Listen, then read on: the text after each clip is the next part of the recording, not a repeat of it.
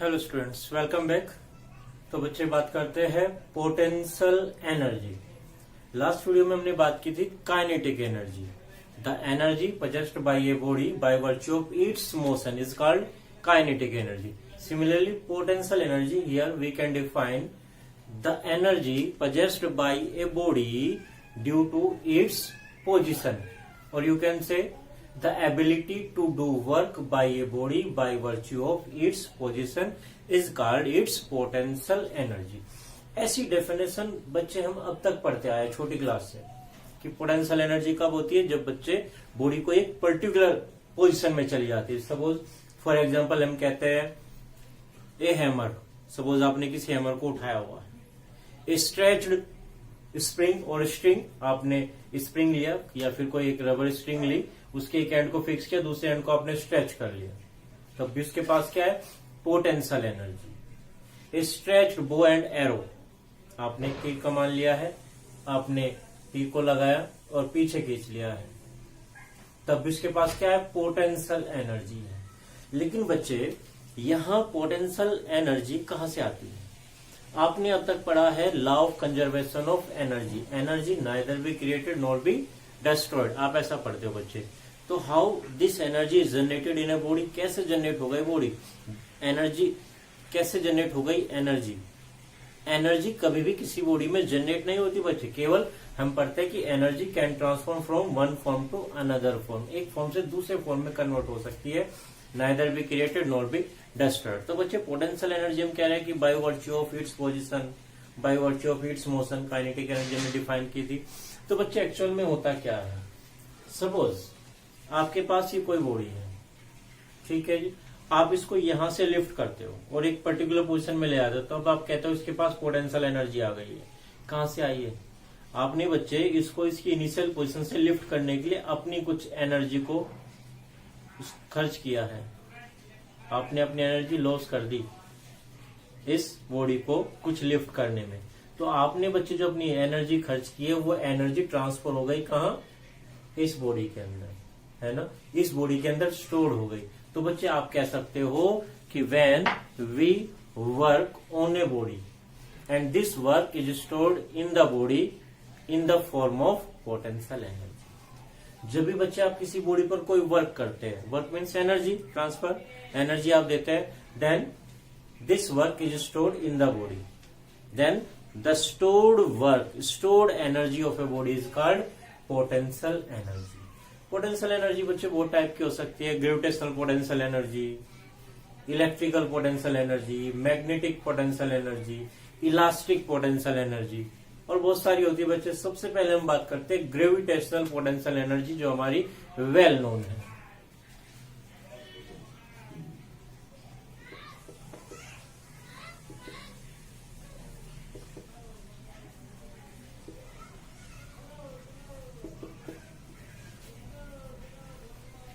Gravitational potential energy, gravitational means gravity से related आ गया है बच्चे। When a body is lifted from the ground surface means against the gravitational force, then energy stored in the body is called gravitational potential energy.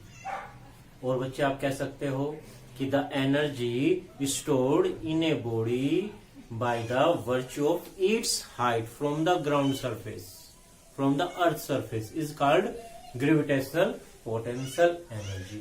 How we can define potential energy in mathematical formula? बच्चे अभी मैंने कहा कि when work done is stored in the body, then this stored work is called potential energy। तो बच्चे mathematically आप कैसे define करेंगे?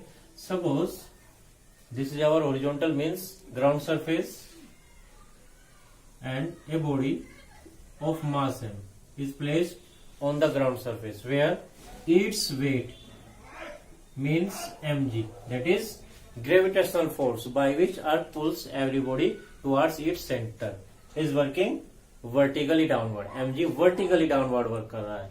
और स्टूडेंट्स बच्चे आप इसको इस पोजीशन से h हाइट लिफ्ट करना चाह रहे हो, h हाइट रेज करना चाहते हैं, सपोज ये पॉइंट ए ये पॉइंट हमारा भी ए टू बी पॉइंट तक आप इसको ले जाना चाह रहे हो, then what work will be done on this body against the gravitational force. This work done is stored in the form of potential energy of body. तो बच्चे आपको इस ग्रेविटेशनल पुल के रेस्पेक्ट में जो भी वर्क आप करेंगे इस बॉडी को h हाइट लिफ्ट करने में, वो इसकी क्या हो जाएगी, gravitational potential energy. Weight of body is equal to mg acting vertically downward. ठीक है बच्चे, therefore work done to raise the body at a point B means at height h height पर आप इसको रेज करेंगे।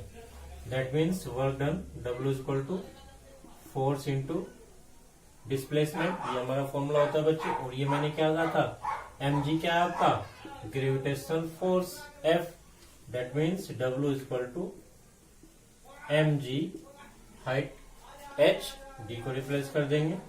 तो this work done is stored in the body in the form of potential energy which is called gravitational potential energy U equal to mgh। और बच्चे energy है, that means इसका unit क्या होगा, जूल हो जाएगा। ठीक है स्टूडेंट, ये हो गई हमारी ग्रेविटेशनल पोटेंशियल एनर्जी। अब बच्चे देखते हैं elastic potential energy which is stored in A stretched spring.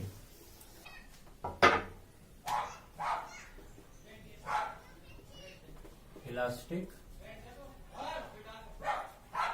potential energy of a spring. Suppose we consider a spring of light weight whose one end is fixed at a solid surface. ठीक है student, suppose a body is attached to its second end. Length of string is L. अब क्या करें बच्चे, अब आप यहां इस एंड पर एक एक्सटर्नल फोर्स अप्लाई कीजिए और स्प्रिंग को राइट में एक्सटेंड कर दीजिए थ्रू ए डिस्प्लेसमेंट से x।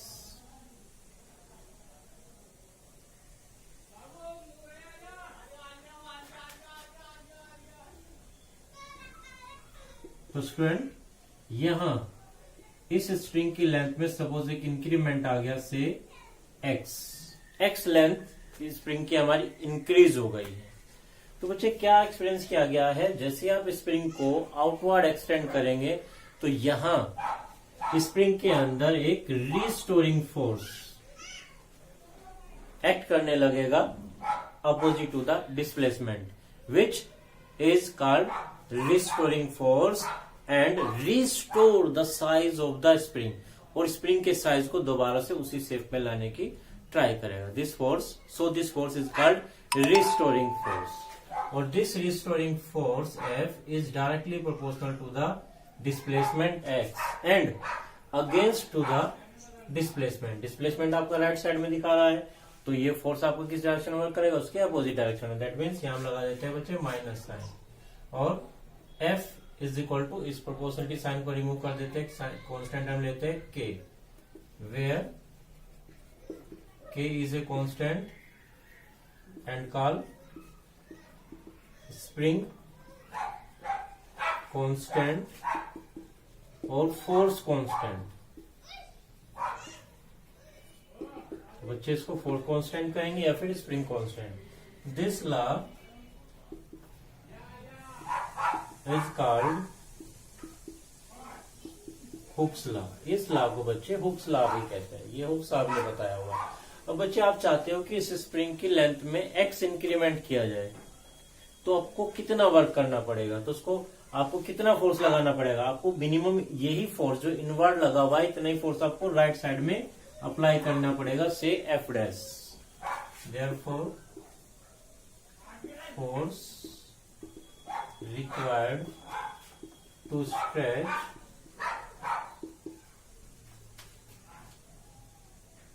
the spring rightward,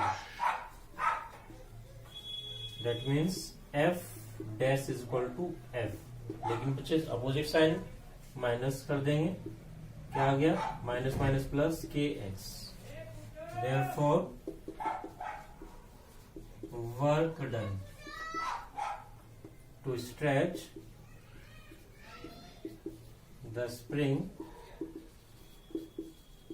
through, suppose बच्चे एक छोटा सा डिस्प्लेसमेंट हम छोटी सी लेंथ कंसीडर कर लेते हैं dx, that means dw is equal to force into displacement. Force हमने क्या लिखा है बच्चे, kx dx।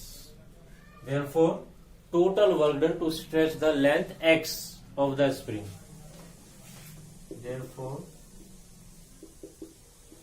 total work done to stretch the length x of the spring। तो क्या करें बच्चे, दोनों साइड इंटीग्रेट कर देते हैं, integration of dw integration of length 0 to x हो जाएगी kx dx। यहाँ कंप्लीट w बच्चे, k कांस्टेंट होता है बाहर आ जाएगा, x integration of x with respect to x क्या बन गया, x square by 2, 0 to x हमारी लिमिट हो गई बच्चे, w is equal to 1/2 k upper limit minus lower limit, तो क्या बन गया 1/2 k x स्क्वायर। और this work done is stored in the spring in the form of potential energy which is called elastic potential energy 1/2 k x square। तो यहाँ बच्चे ये energy जो हमने यहाँ पर स्प्रिंग को स्ट्रेच करने में खर्च की थी, वो एनर्जी पोटेंशियल एनर्जी की फॉर्म में स्टोर हो जाती है। अब बच्चे बात करते हैं, दो टाइप के हमारे फोर्सेस होते हैं बच्चे, conservative and non conservative forces. देखते हैं कैसे होते हैं।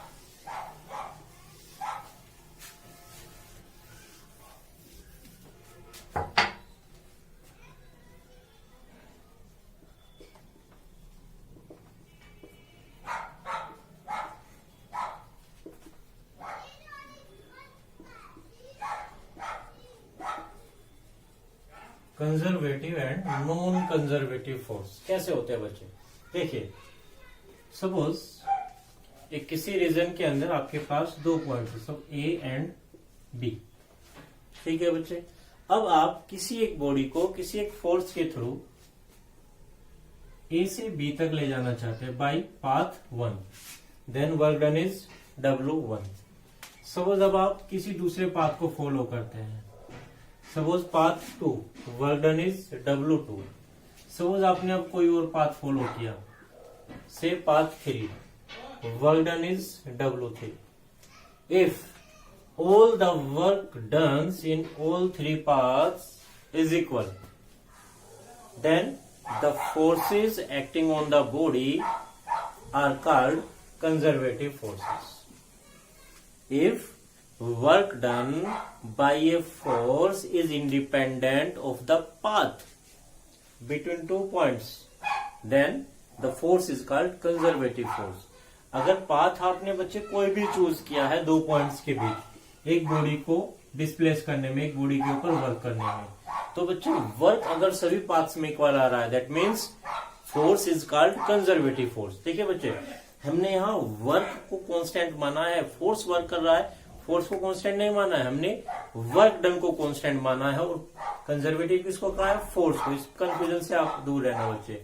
If work done by a force is same by following different paths between 2 points, then the force is called conservative force. या बच्चे आप ये कह सकते हो, if work done by a force between 2 points to displace a body is independent from the path followed, then the forces are called conservative force. If work done is not same in different parts between 2 points, then force is called non-conservative force. Means work done is dependent on the path followed by the body, then force is called non-conservative force. Conservative force कौन कौन से होते हैं बच्चे? Gravitational force, electric force, magnetic force, इस तरह के जो हमारे नॉन कॉन्टैक्ट फोर्सेस होते हैं वे हमारे कंजर्वेटिव फोर्सेस होते हैं. फ्रिक्शन की अगर आप बात करो बच्चे, फ्रिक्शन हमारा कॉन्टैक्ट फोर्स होता है. देखिए फ्रिक्शन की नेचर कैसी होगी. ये आपके पास कोई एक टेबल है बच्चे, और एक बॉडी को आप ए से बी पर डिस्प्लेस करना चाह रहे हो. सपोज आपने पाथ 1 को फॉलो किया, सपोज आपने पाथ 2 को फॉलो किया. ठीक है, जब आप बच्चे पाथ 1 से फॉलो कर रहे हैं तो देखिए कम डिस्टेंस ट्रेवल कर रहा है, मीन्स कम फ्रिक्शन लगेगा बॉडी और इस टेबल के बीच में. लेकिन जब आप पाथ 2 को फॉलो कर रहे हैं, आपने लॉन्गर पाथ को चूज किया है, मीन्स लॉन्गर टाइम तक क्या रहेगा, फ्रिक्शन कॉन्टेक्ट में रहेगा. दैट मीन्स यहाँ फ्रिक्शन ज्यादा रहेगा तो वर्क डन भी यहाँ पर इंक्रीज हो जाएगा अगेंस्ट द फ्रिक्शन. तो फ्रिक्शन हमारा बच्चे होगा non contact force. Magnetic force, electric force, gravitational forces ये हमारे कैसे होते हैं? कंजर्वेटिव फोर्सेस होते हैं. Law of conservation of mechanical energy.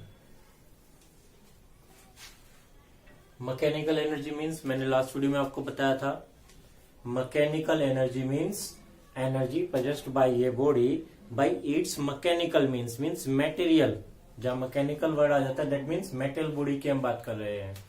तो energy possessed by a body by mechanical means is called mechanical energy. And mechanical energy are of 2 types, kinetic energy and potential energy. Then the sum of kinetic energy and potential energy of a body is called mechanical energy. Kinetic and potential energy दोनों का sum क्या हो जाएगा बच्चे?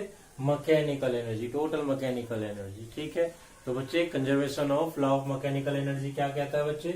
Under conservative forces the sum of kinetic energy and potential energy of a body remains constant. That means mechanical energy of body remains conserved, remains constant.